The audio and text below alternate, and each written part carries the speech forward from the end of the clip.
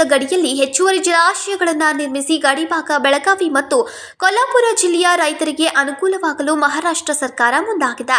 ಹೊಸ ಜಲಾಶಯಗಳು ಗಡಿಭಾಗಕ್ಕೆ 12 ತಿಂಗಳುಗಳ ಕಾಲ ನೀರನ್ನು ಒದಗಿಸಲಿವೆ.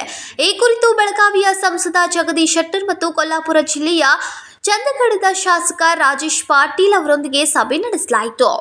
ಮಹಾರಾಷ್ಟ್ರ, ಕರ್ನಾಟಕ ಯಾವುದೇ ಭಾಗದ ರೈತರಾಗಲಿ ಸಂಯುಕ್ತವಾಗಿ ಜಲಾಶಯಗಳಾದರೆ ಬೇಸಾಯಕ್ಕೆ ಅನುಕೂಲಕರ ವಾತಾವರಣ ನಿರ್ಮಾಣವಾಗುತ್ತೆ. ಇದಕ್ಕಾಗಿ 3 TMC ನೀರನ್ನ ಮಹಾರಾಷ್ಟ್ರಕ್ಕೆ ಬಿಡಬೇಕು.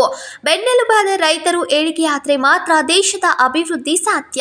ಈ ಕುರಿತು ಶೀಘ್ರದಲ್ಲೇ ಮಹಾರಾಷ್ಟ್ರದ ಉಪಮುಖ್ಯಮಂತ್ರಿ ದೇವೇಂದ್ರ ಫಡ್ನವೀಸ್ ಅವರೊಂದಿಗೆ ಚರ್ಚಿಸಲಾಗುವುದು ಎಂದು ಶಾಸಕ ರಾಜೇಶ್ ಪಾಟೀಲ್ ಹೇಳಿದರು.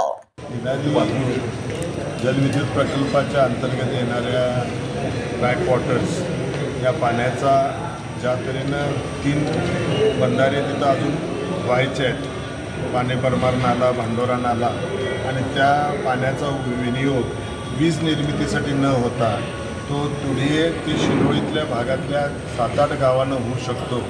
आणि कर्नाटक राज्याच्या सीमा भागातील आपल्या बेळगाव जिल्हा आणि बेळगाव तालुक्यातील उचगाव असेल, कडोली असेल, सुरगा असेल, या सर्व भागांना आपल्या मराठी बांधव शेतकरी असतील तर त्या शेतकऱ्यांना आपल्याला सर्वांना पाणी उपलब्ध करून देता येईल. या संदर्भातली पहिली प्राथमिक चर्चा आदरणीय कर्नाटकचे माजी मुख्यमंत्री आणि आत्ताचे खासदार जगदीश शेट्टर साहेबांच्या समवेत, या विभागाचे माजी आमदार अनिल बेनके साहेबांच्या समवेत, आदरणीय महेश कवडकीमठ साहेबांच्या समवेत, मानतेश कवडकीमठ साहेबांच्या समवेत इथं आज पार पडली.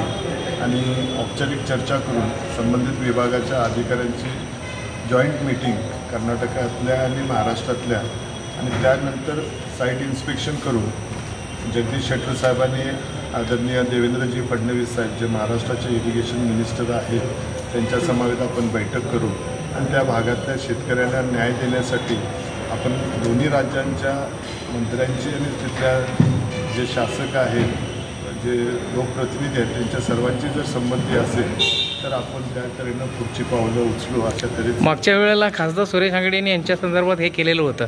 माझे वडील आमदार असताना खासदार सुरेश अंगडी साहेबांची त्यावेळेला भेट झाली होती. अनिल बेनके साहेबांनी त्यावेळी पाठपुरावा केला होता आणि त्यावेळेलासुद्धा हा प्रयत्न त्यांच्या माध्यमातून झाला होता. दुर्दैवानं ते आज आमच्या समावेत नाही आहे, पण ते असते तर हे कधीच निर्गस्त झालं असतं किंवा त्या दृष्टीनं पावलं उचलली गेली होती. पण मधल्या करोनाच्या काळात आणि त्यानंतर त्यांच्या निधनानंतर त्याच्या बाबतीत फार काही चर्चा झाली नाही. पण ह्या बाबतीतसुद्धा बेनके साहेबांनी त्यावेळेचे कर्नाटक राज्याचे मंत्री रमेश जारकिहोळी साहेब, आमचे जयंत पाटील साहेब आणि श्रीमंत पाटील साहेबांची सह्याद्री बंगल्यावरती बैठक झाली होती आणि ह्या संदर्भातसुद्धा चर्चा त्यावेळी घडली होती. आणि हे असे जर जॉईंट व्हेंचर कर्नाटक आणि महाराष्ट्र सरकारने केंद्र सरकारच्या समितीनं जर निर्माण केले आणि जर ते यशस्वी झाले तर दोन्ही राज्यातल्या शेतकऱ्यांना शेतीचं पाणी उपलब्ध करून आपल्याला देता येईल. ह्या तऱ्हेनं आज चर्चा झाली.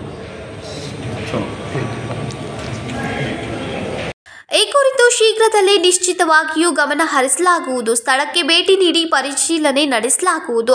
ಉಭಯ ಸರ್ಕಾರಗಳ ಒಪ್ಪಿಗೆ ಇದ್ರೆ ಶೀಘ್ರದಲ್ಲೇ ಕಾಮಗಾರಿಯನ್ನ ಆರಂಭಿಸಲಾಗುವುದು ಎಂದು ಸಂಸದ ಜಗದೀಶ್ ಶೆಟ್ಟರ್ ಆಶ್ವಾಸನೆಯನ್ನ ನೀಡಿದರು. ಈ ಮಾರ್ಕಂಡೆಗೆ ನೀರು ತೊಗೊಂಬಂದು ಮತ್ತು ನಮ್ಮ ಕರ್ನಾಟಕದಲ್ಲಿ ಅದರಲ್ಲಿ ಬೆಳಗಾವಿ ತಾಲೂಕು ಗ್ರಾಮೀಣ ಈ ಭಾಗದಲ್ಲಿ ರೈತರಿಗೆ ಇರಿಗೇಷನ್ ಅನುಕೂಲ ಆಗುವ ಸಲುವಾಗಿ ಮತ್ತು ಕುಡಿಯುವ ನೀರಿನ ಸಲುವಾಗಿ ಒಂದು ಅನುಕೂಲ ಆಗುವಂಥದ್ದು ಅದಕ್ಕೆ ಒಂದು ಪ್ರಿಲಿಮಿನರಿ ಡಿಸ್ಕಷನ್ ಆಗಿದೆ. ಅಲ್ಲಿ ನಮ್ಮ ಮಹಾರಾಷ್ಟ್ರದ ಕೊಲ್ಹಾಪುರದ ಶಾಸಕರು, ಚಂದಗಡದ ಶಾಸಕರು ಅವರು ಇವತ್ತು ಇಲ್ಲಿ ಸ್ವತಃ ಇದ್ದು ಅವರು ಇಂಟ್ರೆಸ್ಟ್ ಇದ್ದಾರೆ. ಅದಕ್ಕೆ ನಮಗೂ ನಮ್ಮ ಭಾಗದ ಜನರಿಗೆ ರೈತರಿಗೆ ಅನುಕೂಲ ಆಗುವ ದೃಷ್ಟಿಯಿಂದ ಹಿಂದೂ ಸುರೇಶ್ ಅಂಗಡಿ ಅವರು ಇದ್ದಾಗೂ ಇದ್ರ ಬಗ್ಗೆ ಡಿಸ್ಕಷನ್ ಆಗಿದೆ.